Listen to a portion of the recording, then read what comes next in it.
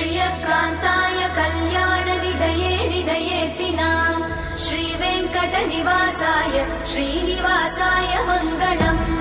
लक्ष्मी सविभ्रमालोकसुभ्रूविभ्रमचक्षुषे चक्षुषे सर्वलोकानां वेङ्कटेशाय मङ्गलम् श्रीवेङ्कटाद्रिशृङ्गाग्रमङ्गलाभरणाङ्ग्रये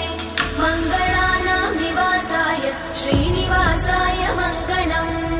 सर्वावयव सौन्दर्य सम्पदा सर्वचेतसां सदा सम्मोहनायास्तु वेङ्कटेशाय मङ्गलम् नित्याय निरवध्याय सत्यानन्दचिदात्मने सर्वान्तरात्मने श्रीमद् वेङ्कटेशाय मङ्गलम् स्वतः सर्वविदे सर्वशक्तये सर्वशेषिने